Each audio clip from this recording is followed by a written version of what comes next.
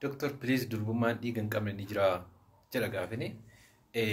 Gaafii kana deebisuun dura jalqaba irratti waa'ee durbummaa kanarratti waan ifa ta'uu qabu tokko kaasuun barbaada.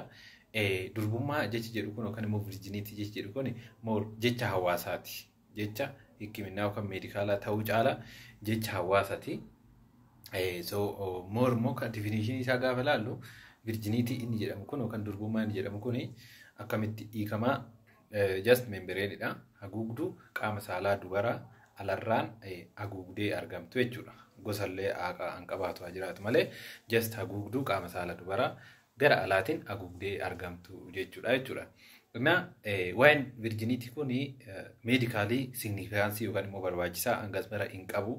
Kan inni barbaachisummaa qabus kondiishinii tokko jalattidha. Innis maal jalatti dubartiin tokko yeroo gudeedamte yookaan immoo gudeedame yeroo jettee himatte signifikaansii qabaataa jechuudha.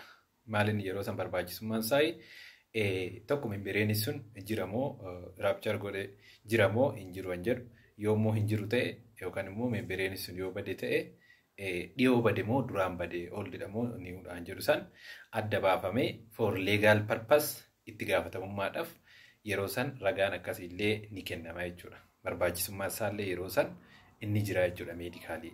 Sanirraan kan hafe signifikaansii homaatu hin qabu. Durbummaa waanti jedhamu kun meedikaalii signifikaansii homaa hin qabu akkuma dura isiniin jedhe moor afaan hawaasaati jechuudha. Inna kana wal qabatee yeroo tokko tokko namoonni mana yaalaa fa'aa deemanii wal qabatanii ragaa barbaannaa fa'aa yeroo jedhanii ni jira. Mana yaalaa dhaqanii hiriyaan tiyyatuun durbamoo durbameeti kan jedhu cheeknaa godhaa fa'aa gaafin akkasii hin jiru baay'ee teestiin akkasii. Meedikaalii amma namni tokko hakimni tokko dubara tokko laalee durba miti jedhee ragaa namaa kennuu hin danda'u. Saartifikeettii namaa kennuu hin danda'u jechuudha baay'ee. Teestiin akkasiillee biyyoota tokko tokkotti ni horkama. Just virjiniitiin ijaan ilaalama. Membreenuma jedhan kanatu ilaalamaa jechuudha. Kanaaf membreeniin kun immoo akkuma dura isiniin jedhe waan haguugduu haphii qaama saala dubaraa alarraan haguugdee argamtudha. Sanirraan kan hafe wanti biraa hin jiru. Ragaan akkasitti namaa kennamus hin jiru. Isa kanadha. Gaafii obboleessa keenyatti gaafa deebi'u durbummaan dhiiga hin qabne ni jira isa jedhuufi ni jira. Akkuma dura jedhe membreenii kana membreenii sun gosa qabdi. Tokko tokko immoo avaaskularaa kun immoo kan dhiiga hin qabne hin jira jechuudha. Kan blood supply hin qabne gaafa walqunnamtii saalaa raawwatamu dhiiga qabaachuu dhiisuu dandeessi. Kana jechuun dubartiin sun waan dhiigni hin jiraatiniif kan dura walqunnamtii saalaa raawwatte jechuu mootii jechuudha.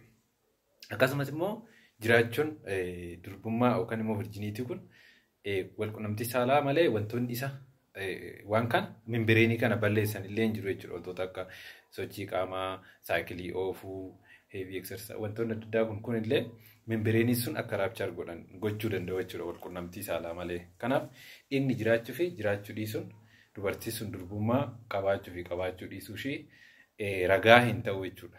Kanaaf as a general durbummaan ija hikkiminaatiin wanta baay'ee signifikaansii qabu miti jechuudha. Kanadha waan isin hin galle jiraate gaafadha. Fayyaa ta'a.